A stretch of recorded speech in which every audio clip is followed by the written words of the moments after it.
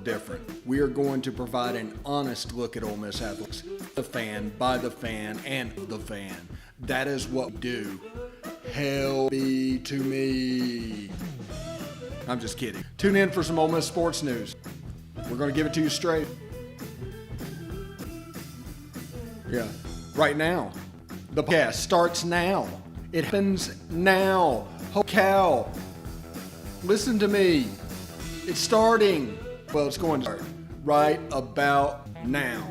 Good morning, good morning, good morning. Welcome to the POMcast. I am your host, Steve Willis, from the Palatial Central Florida studios. I hope you are doing quite well. Listen to that surfer music in the background. That's the good stuff right there. That is the good stuff. But the national championship wrapped up last night.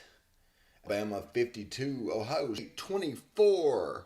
Alabama is the national champion. Nick Saban becomes the first coach that has won a national championship in 3 decades. And I believe he took Bear Bryant for the most all time.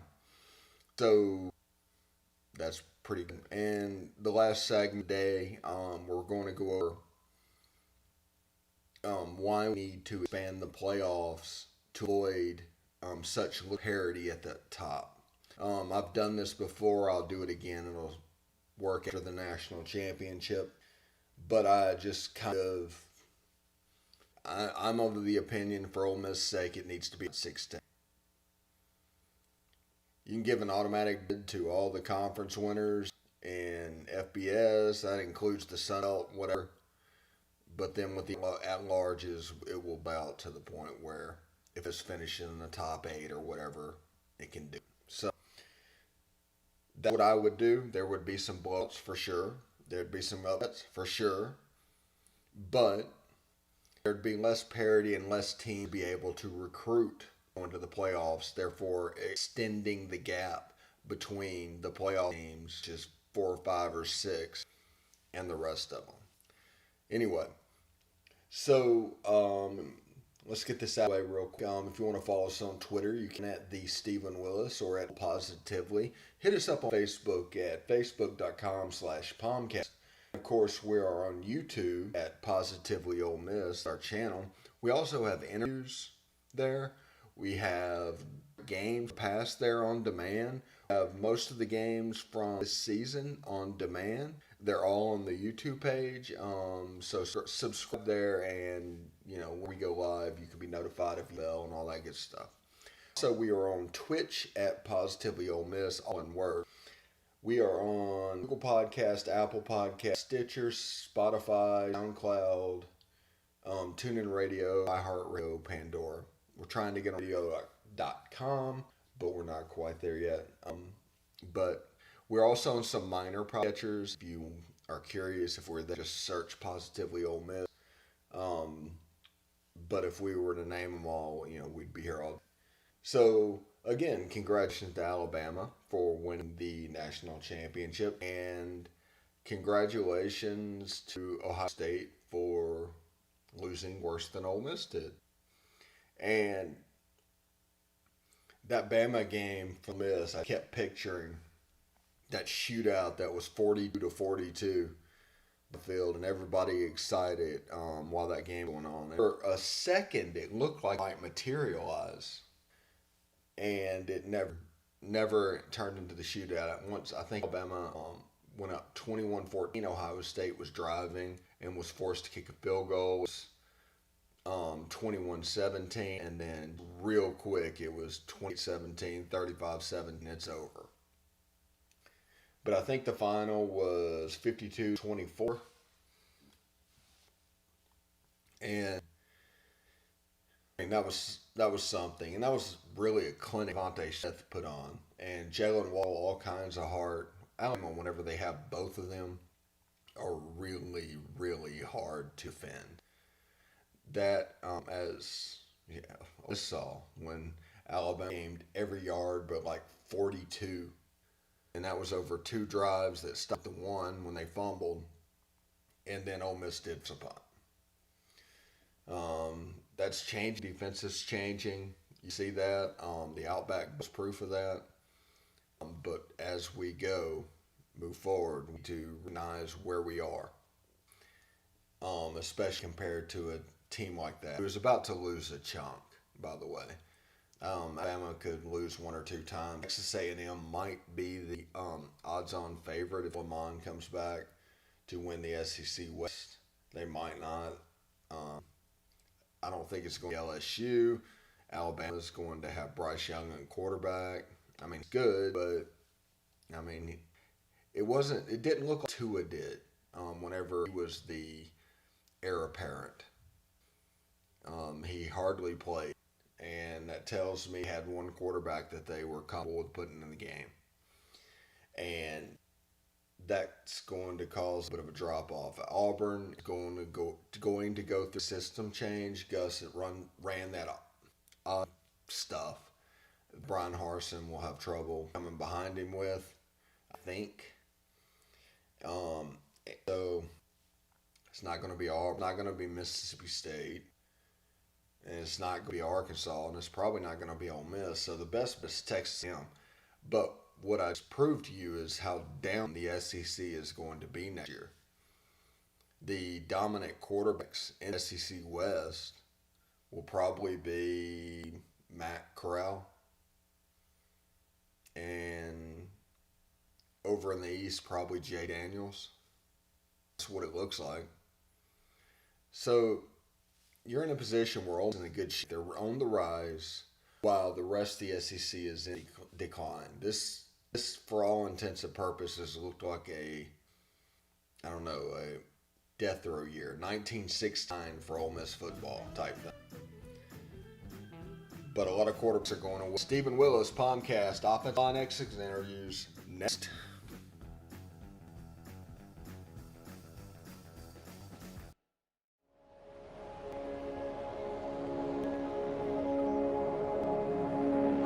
Only 10% of us enough daily exercise. And that number is dropping. Nearly 30% of them are overweight or obese. We spend 6 hours a day in front of the screen. As a result, we now have a shorter life expectancy than our parents. But give us a start in sports and never stop. Learn how at activelife.ca. Hey, this is Stephen Willis from Positively Ole Miss. We're almost done with this break. We'll be back with information quite soon. The military has been in every generation of my family, and so has VA. It wasn't easy for my dad after Vietnam, but VA, him and my mom, the home they'd always wanted. Michael's been coming to VA since World War II. They even helped him lay to rest one battle buddies from Normandy. And me, I've been their footsteps and served with pride. And now out of the military, the GI Bills help with school. Every generation of my family has served, and VA served us all.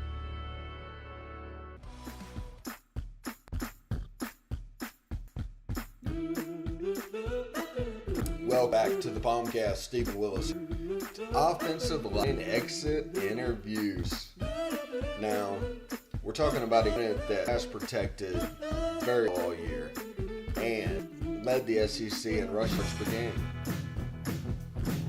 It's hog moms. What they are. But the only thing I'm concerned about is they actually kind of got lucky this year. Didn't really rotate as the season progressed. They've kind of found 5 and stuck with them. So what does that mean? I'm not really sure. It could be that they only wanted 5, didn't want to substitute them out because they want to go real fast and didn't want to worry about subbing them in and out. It could be that there was only 5 linemen that they had confidence in. Now, Jeremy James and Reese McIntyre at the guard position, I can't remember which one at the moment. Bear with me on that. One struggled and Caleb Warren got inserted into his place. I think it was McIntyre, but don't quote me. So that means that there's probably 6 they have confidence in. There's 6 that have starting pedigrees in the past. But it's going to be a situation where you you want to go really, really fast. So you can't worry about subbing offensive linemen. At best, you can give an offensive lineman a series or two. Now, I expect next year them to play slightly more. We're not going to change the center and probably not going to change the two tackles, but as the guard, though, there might be rotation between series. Depends on how much they work. And there's also freshmen that are coming in this class that are pretty big deals. And you take and you get them ready, and all of a sudden you have an 8-man rotation. You're protected against something going wrong. And I can't remember the name right offhand. I'm sorry about this. And the way I'm having to be forced to record these does not for easy access in my old age. But Ole Miss also received a transfer yesterday, slot receiver from Fort Lauderdale, Florida. I can't place his name, can't look it up at the moment. Apologize for that, but he's out of Western Kentucky, out of Fort Lauderdale, Florida. I don't know if he went to Aquinas or not, but he's a 5'9" slot receiver. Really a burner, but he's more shifty guy. It looks like he's being brought in for competent. Everybody saw the game and got excited because John Rice Plumlee showed out at the end of that and helped put it away. And why are they doing that? Well, it's about competition. And everybody thinks John Rice can do that. He hasn't agreed to do that full time. So you get a guy that is going to transfer. He's only a 1-year guy. He can mentor Jar. And you also have Jay Henry coming in behind that. Somebody with a little bit of experience in that role that can kind of teach the ins and outs when the coach isn't necessarily there. Anyway, I've gotten off topic a little bit. It's the exit interview for the offensive one. And Nick Broker is a star. I said Nick Broker was a star from the moment his video popped up that Ole Miss was recruiting him. Rivals and their infinite wisdom rated him the lowest possible 3-star out there. I mean, there are players on Northern Illinois roster or Akron roster that are more highly ranked than him. Then they came on the board and went to argue about how they were, and they weren't, because Nick Broker was almost day one starter at left tackle and had a fantastic year. And there's a lot of a nasty streak in that player, and he's going to play in the league. So let's chalk that up to me being right and them being terribly wrong, because we'll call them out whenever they just completely miss something, which I think they're doing with Brandon Buckhalter play. Another situation to where they're underutilizing him. And he, as a wide receiver in Mississippi, as you can see with AJ and DK, Mississippi turns out wide receivers and has for a while. Ole Miss since 2010-ish have been able to get a lion's share of them. So it's like 10 years. We went over the lineage, why they are successful recruiting wide receivers today. I'm not really going to re-legislate that. But I do want to say, receivers in Mississippi are hard to rank. And that is because 90 to 95% of the state are weak passing teams. They don't utilize them. So you're looking at players that look they fit the mold, but you can't actually see them fit the mold. Like Antonio Harmon probably is a great player. Great hands, great routes. He's probably a great player. But he was Kosciuszko running the wing too. So Lane Kiffin was hesitant to take him because it's only a projection, only going off potential. And the way it's set now, Lane Kiffin is picking players that are ready to go. Very, very high ceiling players, but it's also players who have done it a little bit. I mean, if you look at Brandon Coulter's film in MAIS, where he transferred this year because Jackson didn't play ball, it was like a man playing with boys. Him and Dean Smith just toyed with them. And how do you eat that? You know, you know it's better if they're going against. That's a 5'7", 150-pound corner out there trying to guard just a man. Sometimes it works out. You know, you have your Cody Pruitts. Sometimes with academy players, because of that gap, you can miss. And a higher percentage of missing on projections academy kids than hitting. I think that Brandon Buckle and Deion Smith are different completely. But that's why I'm saying his ranking is what it is. They don't really know what they're looking at. There's a certain level of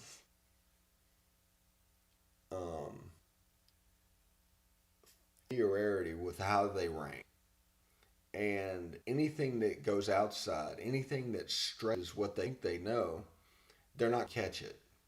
There's going to be no context because they only know what the one thing they know is, and they're pretty good at it. I mean, it's all they've done for probably years, 12 years.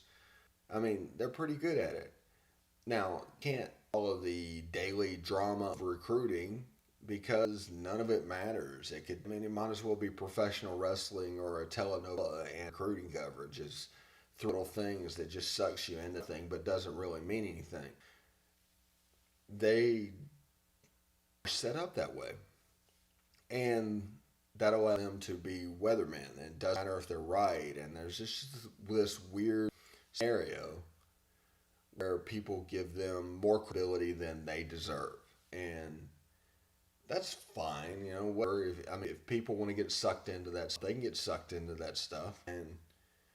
But you're not really going to get factual rankings because there's a ranking system out there that is ranking Kiffin's offense and DJ Durkin's defense. Both of them kind of oddball, a little bit different in college football, and you just have to understand that. I mean, back in the day when Saban, for instance, was running the ball with Julio Jones and Greg McElroy, that time frame I'm talking, that was the system where they were judging around. Very style on offense, not very multiple on defense. It's basically a 4 or a 4-3. I mean, it's basically over and under. But it was based off those specific things. Even back then, a 5 defensive back system was ranked early, and the players that played that star position or husky or whatever you want to call it, a lot of them didn't get ranked highly because they didn't fit the mold of their normal defense.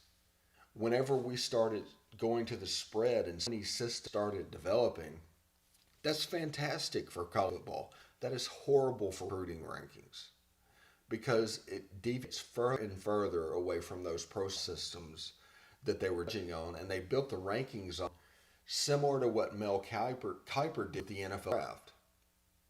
Now, good for them. They found a niche. I'm not saying just saying you shouldn't take them seriously because they're not ranked based on the Lane Kiffin system. You have to understand that system is everything. And it's going to be one of those things where it evolves. It has to, because it's just going too much on. Anyway, POMcast, Stephen Willis, stick around. Coming up, expand the playoffs.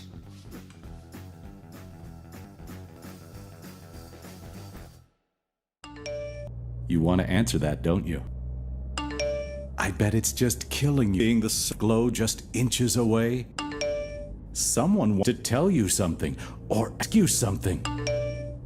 Oh, come on, answer it already! Just so we're clear, that wasn't my fault. Next time, ignore your inner voice. Don't text and drive. A message from Florida Choice Independent Insurance Agents.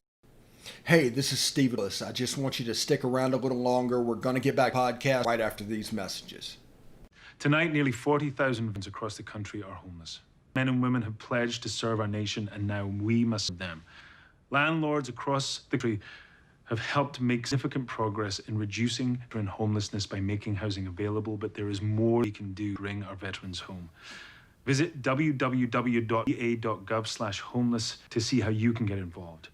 And if you are a veteran or experiencing homelessness, please call 877-48-VET. Thank you.